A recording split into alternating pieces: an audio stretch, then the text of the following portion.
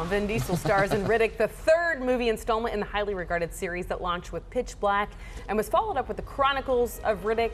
Your movie friend Aaron Dicer joins us. Tell us a little bit more about Riddick, the good, bad, the ugly.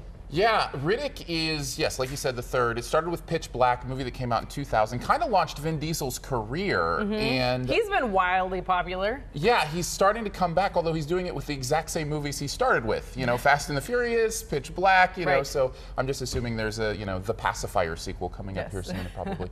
But, you know, it kind of brings that series back to the forefront and brings kind of that action and kind of fun, you know, puzzle solving that he does, trying to get through all these situations. Of course, the monsters and the sci-fi element, all that kind of stuff. Right, and we know that I'm not a sci-fi fan. You are. It's okay. So is it believable? You know, like, can I get into this one? No, it's not. But I don't think you go to a movie like this to believe it. Right, I think you go to experience it. And if you're a fan of Pitch Black, the original one, I think you're going to like this one even better than the second one. It kind of harkens back to that kind of smaller group trying to get out of a situation, and him almost being kind of this non-superhero superhero who can, you know, accomplish anything. I guess he does kind of have a superpower. He can see in the dark. Right. That's kind of his thing. So, but it's really fun. The action is really, really good, and they do a good job of keeping that intensity up, especially in the first part of the movie when he's stranded on this planet. Good acting?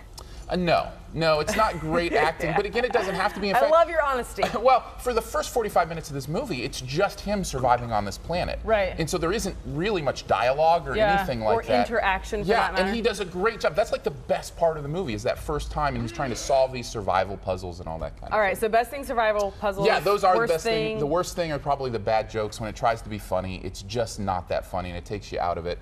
You're more likely to roll your eyes than actually laugh, and the overall grade is B-. All right, B-. Movie number 2. How was the first day? It was pretty good. Anything to report? Nothing.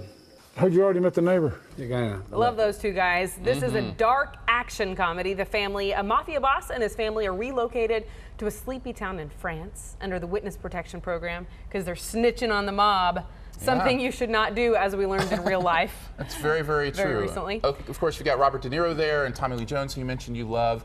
And that's a really wonderful part about this movie is the cast. They do a really great job. Michelle Pfeiffer's in there as well. I even like Michelle Pfeiffer. That's good. She's really good in this. And I even enjoyed the acting from the kids in this as part of the family. The girl you may know from Glee, she plays Quinn on Glee. And she really surprised me in this. She's got some acting chops. There's some scenes that she really delivers. And there are actually some really emotional scenes in this movie. I was surprised by kind of that heart that it has. Okay, and so the director, Luc Besson. That's him. That's how you say it. Yes, That's pretty impressive, right? That I got that right. Nicely done. Stick it's like the landing. You're from France yourself.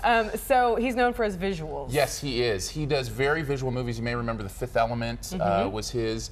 And this is no different, although in this case, he's using the violence as his paintbrush. And so, I mean, that's why it's rated R. One of the main reasons it's rated R is, you know, a lot of that violence, he does it in this really stylistic way. And so that's kind of what he does here, but it's still there. Right. Okay, so are you calling this one comedy or action? That's the problem with this movie. It shifts. A little bit of both. Yeah, it shifts from comedy to action to like family drama. And you said some heartfelt scenes? Some heartfelt scenes, and that's not a great thing necessarily.